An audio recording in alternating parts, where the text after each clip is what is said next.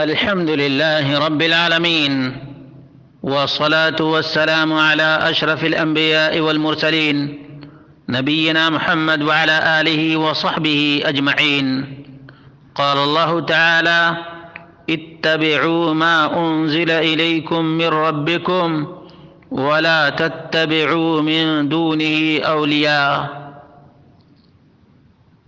اللہ رب العالمین ہم سب کو وحی الہی کی پیروی کرنے کی توفیق عطا فرمائے اور دین میں تمام تر بدعات اور خرافات سے دور رہنے کی توفیق عطا فرمائے، کیونکہ نبی اکرم صلی اللہ علیہ وسلم نے فرمایا: ایاکم ومحدثات الامور، دین میں نئی نئی چیزوں سے بچو۔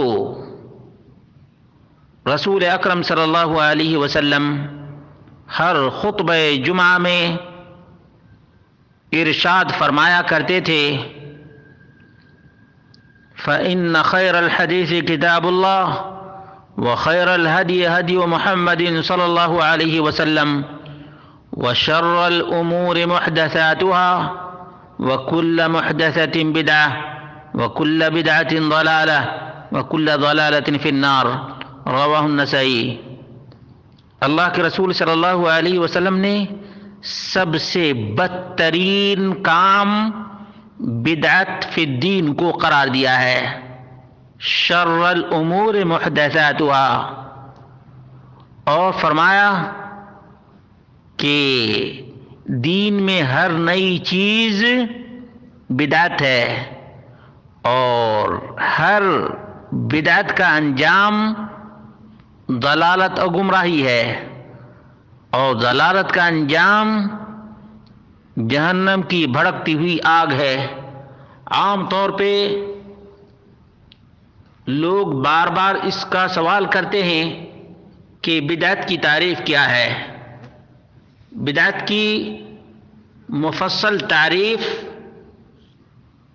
علامہ شاطبی نے الاعتصام میں کیا ہے، لیکن سب سے مختصر اور یاد کرنے میں بہت ہی آسان یہ تعریف ہے: ما احدث فی الدین من غیر دلیل، دین میں بغیر دلیل کے ایجاد کردہ کو بدعت کہتے ہیں۔ یاد رکھیے گا، ما احدث فی الدین من غیر دلیل، بغیر کسی دلیل کے دین میں ایجاد کردہ کو بدعت کہتے ہیں۔ قواعد معرفت البدع، صفحہ نمبر 18 سے لے کر 23 تک۔ اسی طرح سے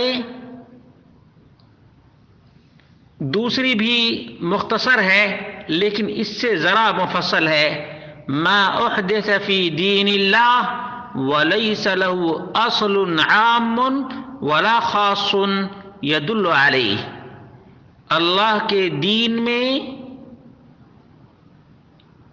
ایجاد کردہ چیز جس کی نہ اصل عام ہے اور نہ اصل خاص ہے جو اس پر دلالت کرے۔